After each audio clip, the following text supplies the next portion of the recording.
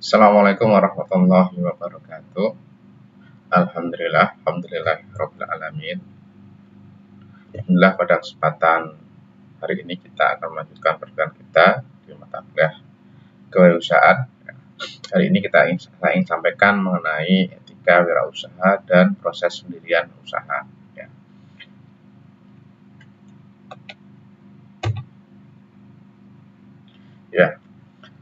Konten yang akan kita bahas adalah tentang etika wirausaha. Kedua adalah sikap dan karakteristik wirausaha, penghargaan untuk wirausaha, cara mendirikan usaha, jenis dan faktor penentu bidang usaha, jenis badan hukum untuk usaha, jenis dan proses perizinan usaha, dan faktor penyebab kegagalan usaha. Ya, namun ini semua ini tidak bisa saya sampaikan secara keseluruhan ya. Kita ambilkan misalnya saja. Ya, etika wirausaha ya, atau lebih kita familiar dengan sikap dan perilaku wirausaha adalah yang pertama adalah berpenampilan sopan dalam setiap situasi. Ya. Jadi seorang wirausaha itu tuntut untuk selalu tampil sopan dan pantas, ya, baik dalam acara resmi maupun kegiatan sehari-hari, guna mencerminkan profesionalisme. Ya. Jadi sikap seorang wirausaha itu kan dia harus punya sikap yang benar-benar sopan dan pantas. Maksudnya pantas adalah pantas dalam hal sikapnya itu dilihat orang lain, gitu kan. Ya, walau itu di acara apapun itu ya, mau acara resmi ataupun dalam kehidupan sehari-hari pun kita harus sopan dan pantas. Ya, tidak boleh kita sombong dan kekayaan mungkin ketika dia sudah berhasil dan tidak bisa seperti itu. Yang kedua adalah bersikap santun dan dalam berbicara ya. Kata-kata santun ini santun ini adalah cara berbicara yang santun, tidak menyinggung perasaan orang lain, dan disampaikan dengan tutur kata baik menjadi kunci hubungan harmonis ya. Jadi seorang wirausaha, seorang pengusaha itu ya berusaha ya selalu senantiasa berusaha bersikap santun dalam berbicara. Ya, tidak boleh sampai menyinggung perasaan orang lain. Yang ketiga itu adalah murah senyum dan ramah dalam bersikap ya. Sikap ramah dan murah senyum maupun menciptakan kesan positif yang membangun hubungan baik dengan pelanggan maupun mitra. Ini biasanya memang seorang pengusaha atau wirausaha itu memang dia akan ramah dan murah senyum. Kenapa ya? Dia akan memberikan atau menyalurkan energi positif pada orang-orang yang ada di sekitarnya. Ya. Bukan justru malah sebaliknya kan gitu. Ya. Yang selanjutnya adalah fleksibel dan suka membantu pelanggan. Ya. Ketanggapan dan fleksibilitas dalam menyesuaikan diri dengan kebutuhan pelanggan menunjukkan komitmen dan kepedulian seorang wirausaha. Ya. Selanjutnya adalah tanggung jawab terhadap perusahaan. Ya. Ini sangat penting ya. Sikap bertanggung jawab ya, serta memiliki perusahaan menjadi cerminan dedikasi untuk menjalankan bisnis yang secara optimal. Nah, tanggung jawab terhadap perusahaan atau dalam usahanya itulah satu hal yang sangat vital sekali.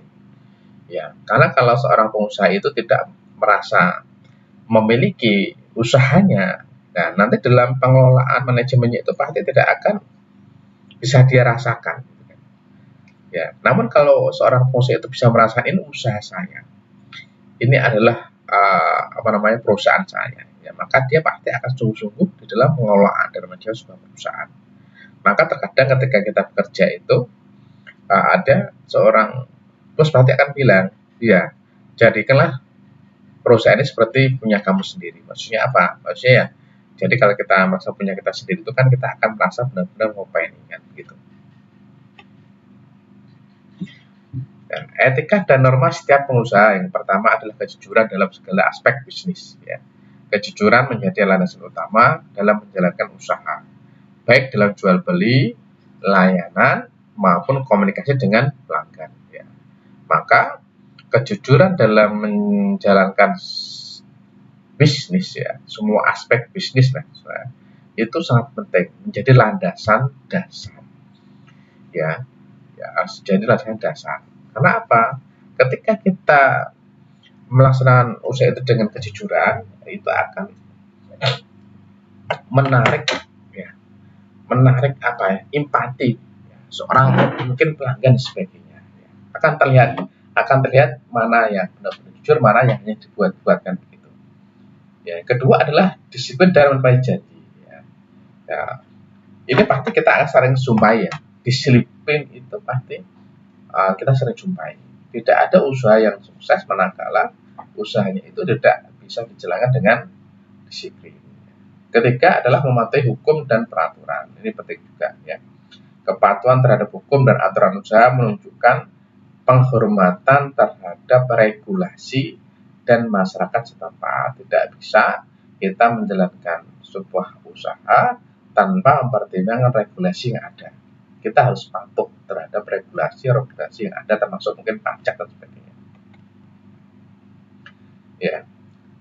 Terus komitmen kepada pelanggan dan mitra bisnis. Ya, pengusaha yang berkomitmen memahami pentingnya hubungan jangka panjang dan kepercayaan dalam dunia usaha. Nah ini adalah salah satu komitmen yang selalu dijaga, yang menjaga hubungan antar mitra. Ya, baik hubungan ya jarak pendek ataupun jarak jangka panjang. Ya, jangka panjang ataupun jangka panjang. Karena apa itu nanti akan ada kaitannya sama keperjalanan usahanya. Ya, misal kita menjalin kerjasama dengan mitra-mitra bisnis kita yang lain, baik mitra bisnis yang mungkin skala kecil ataupun skala besar, ya. Dan mengejar prestasi dan inovasi. Setiap proaktif dalam mencapai target dan menciptakan inovasi menjadi salah satu norma wirausaha yang sukses serta kompetitif. Gitu. Tujuan dan manfaat etika wirausaha. Yang pertama apa? Membina hubungan baik dengan pelanggan. Ya, jadi yang pertama ya, tujuan dan manfaat etika itu adalah salah satunya tidak dalam menjaga hubungan baik dengan para pelanggan kita. Ya, etika wirausaha bertujuan memastikan keberlangsungan atau kelangsungan interaksi yang harmonis sehingga membangun loyalitas pelanggan. Kalau kita tidak bisa menjaga hubungan tersebut, ya kalau mungkin etika kita malah justru arogan terhadap pelanggan, ya pasti kita akan ditinggalkan oleh pelanggan. Dan maka dengan etika itu kita tujuannya yang penting itu adalah menjaga hubungan baik dengan para pelanggan kita supaya mereka senang dengan layanan kita. Yang kedua apa? Mempertahankan pelanggan secara berkelanjutan. Ya. Sikap yang beretika membantu pengusaha menjaga hubungan jangka panjang dengan pelanggan melalui kepuasan layanan. Makanya yang ketiga adalah menyenangkan lingkungan usaha. Dengan etika yang baik, pengusaha dapat menciptakan suasana kerja dan transaksi yang kondusif bagi semua pihak yang terlibat. Tujuan dan selanjutnya apa? Menarik perhatian calon pelanggan. Layanan yang berbasis etika tinggi mampu memberikan kesan positif sehingga menarik minat calon pelanggan. Nah, ya ini kenapa kita harus benar-benar bisa menjaga etika. Kenapa? Siapa tahu kita ada orang yang baru coba-coba ke tempat kerja kita, orang yang baru coba ke tempat usaha kita. Nah, kalau kita tidak punya etika yang baik, maka orang yang tadi coba-coba datang itu akan kecewa. Namun kalau kita itu seorang pengusaha itu sudah bisa menjaga etikanya, ya, etika sikapnya, bicara dan sebagainya, sambutan dan sebagainya, itu pasti akan buat kesan yang sangat positif. Yang kedua adalah membangun reputasi perusahaan. Etika yang baik memastikan perusahaan dikenal sebagai entitas yang bertanggung jawab, profesional dan dapat dipercaya, gitu ya.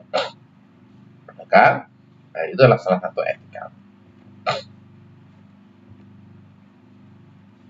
Sekarang konten yang kedua adalah sikap dan karakteristik wirausaha. Ya. Sikap dan perilaku wirausaha yang baik adalah tadi sudah kejujuran dalam bertindak dan bersikap, kedisiplinan dalam semua aktivitas, dan fleksibilitas dalam berbagai adaptasi. Lebih gampang ya, jujur, disiplin, dan fleksibel. Dan biasanya memang para pengusaha itu ya, dia fleksibel, bisa menyesuaikan kondisi di semua lingkungan karena dia seorang pengusaha. Ya. Nah, yang pertama adalah rasa tanggung jawab tinggi. Ya, tadi selalu menanamkan tanggung jawab. Yang kedua adalah bersikap ramah dan bersahabat. Ya, pasti senyum, sapa, gitu, menjaga hubungan baik, ya, dan selalu berusaha menjalin hubungan baik orang yang sudah dikenal maupun orang yang baru dikenalnya. Ya. Nah, ciri wirausaha yang berhasil satu adalah memiliki visi dan tujuan yang jelas. Ya, rencana terarah, ya, tujuan jelas dengan keputusan visi dan sebagainya. Kedua adalah kerja keras dan kegigihan. Ya, dia punya kerja keras, ya, kesuksesan dengan dedikasi, ketekunan, ya, usaha konsisten dan sebagainya. Yang ketiga adalah inisiatif dan proaktif. Kemampuan bertindak sebelum masalah muncul atau memanfaatkan peluang sebelum pesaing adalah karakter kunci wirausaha berhasil. Ya. Keempat adalah keberanian mengambil risiko. Ini kan ya sikap yang sangat jarang bisa kita miliki kalau kita ingin seorang wirausaha, kita harus berani mengambil risiko. Kelima adalah komitmen terhadap hubungan baik.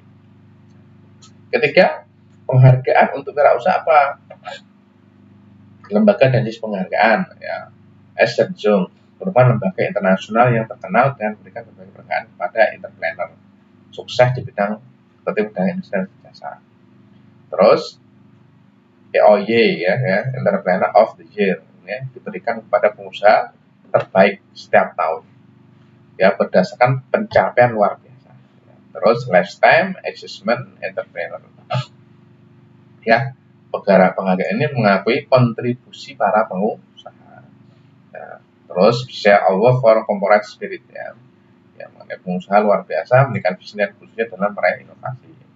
Terus ada Special Award for CSR, ya, Corporate Social Responsibility, ya. Sebuah kehormatan bagi para pengusaha yang memberikan perhatian besar pada tanggung jawab sosial, termasuk kontribusi langsung kepada masyarakat sekitarnya. Nah, bagaimana cara mendirikan usaha? Faktor untuk memulai usaha salah satunya diantaranya adalah satu, dorongan keluarga sebagai motivasi. Nah, untuk memulai usaha itu memang butuh komitmen, nggak cuma dari diri sendiri, cuma juga butuh dorongan dari semua pihak, terutama dari pihak keluarga. Terus sengaja menjadi pengusaha. Beberapa ini memilih menjadi pengusaha secara terencana untuk memenuhi visi atau peluang besar. Kerja sampingan atau coba-coba, tekanan atau keterpaksaan juga, ya. Terus passion dan keinginan independensi, ya, gitu. Karena ya ini passionnya dia ingin jadi pengusaha, ya, tidak ingin jadi pekerja di tempat orang lain. Dia punya pesan begitu.